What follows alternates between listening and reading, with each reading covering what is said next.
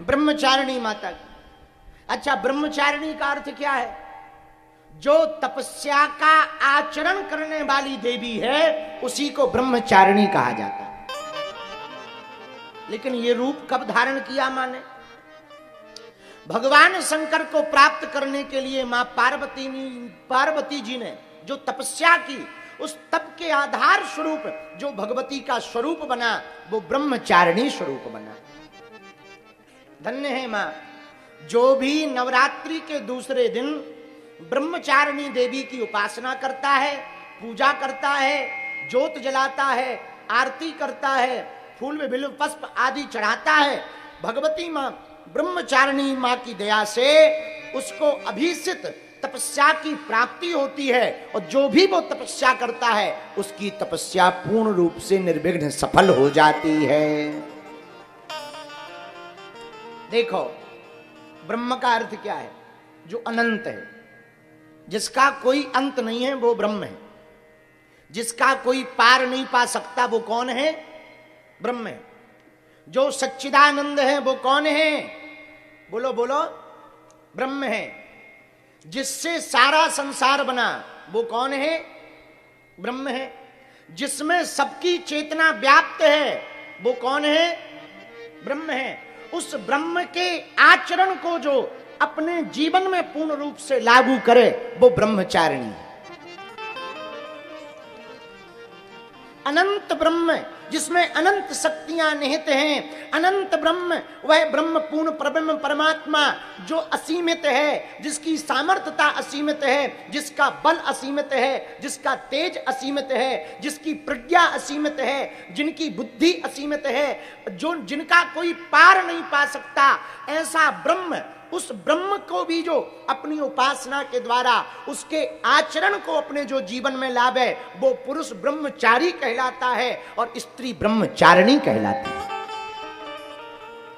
लेकिन केवल आचरण में मनसा वाचा कर्म इंद्रिया, मन से, वचन से और कर्म से, तीनों से जो उस ब्रह्म सत्ता को स्वीकार करके उसके आचरण को जीवन में लाए। अच्छा, ब्रह्म का आचरण क्या है? ब्रह्म का आचरण निर्लोभ है, कोई लोभ नहीं, निर्द्वंद है, कोई द्वंद नहीं, सम्यक दृष्टि है, सबके प्रति समान है, कोई अपना पराया नहीं। तो क्या भगवान को दानव भी प्रिय हैं? हाँ हैं। क्या केवल देवता भर प्रिय थोड़ी है भगवान को? ना ना ना, दानव भी प्रिय हैं। अच्छा, दानव प्रिय यदि भगवान को ना होते तो क्या रावण को समझाने के लिए हनुमान जी को भेजते? आप विचार करो, कोई तुम्हारी घरवाली को चोरी करके ले जाए तो यदि तुम घरवाली से हैरान होगे तब तो कहोगे चली जाने दो, और यदि हैरान नहीं होगे तो क्या करोगे? ये थोड़ी कहोगे कि भाई एक काम करो, संधि कर लो। मारपीट करोगे कि नहीं करोगे? बोलो हाँ या ना। अरे बोलो तो, करोगे कि नहीं करोगे? पर हमारे प्रभु श्री राम का स्वभाव देखो, पूर्ण परब्रह्म परमात्मा है प्रभु राम जी। श्री किशोरी जी, जनक तनया श्री जानकी जी का हरण करके रावण ले गया, पर हमारे श्री रघुनाथ जी का स्वभाव देखो, जानकी जी के हरण होने के बाद भी, पता लगने के बाद भी हनुमान जी को भेज करके संधि का प्रस्ताव देते हैं। ये ब्रह्म है जिनके अंदर कोई द्वंद्व नहीं, ना काहू से दोस्ती ना काहू से बैर, ना तो किसी से दोस्ती ना बैर, जो आ जाए सो भगवान। उन्हें दुश्मनों से भी कोई दिक्कत नहीं, शत्रुओं से भी कोई दिक्कत नहीं, शत्रु भी उनके ही हैं। अच्छा, भगवान का शत्रु हो कौन सकता? जिससे सब प्रकट हो, उनका कोई शत्रु नहीं हो सकता है। तो आज के दिन मां ब्रह्मचारिणी देवी की पूजा की जाती है। बोलो सीताराम, जोर से बोलो।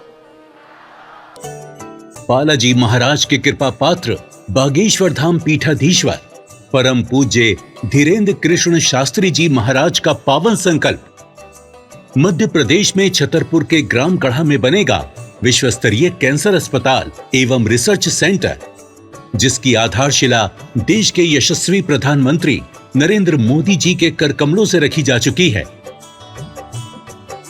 200 करोड़ रुपए की लागत वाले 100 बेड के इस अस्पताल में गरीबों का होगा मुफ्त इलाज। ये बहुत बड़ा अवसर है, बहुत बड़ा काम है।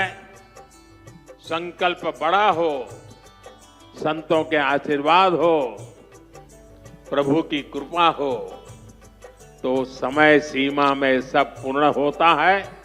हमारे प्रियजनों, बागेश्वर धाम पूरे भारत के लोगों, अभी तक अस्पतालों में मंदिर थे, अब मंदिर में अस्पताल होगा। कैंसर हॉस्पिटल निर्माण हेतु सहयोग देकर पुण्य के भागी बने।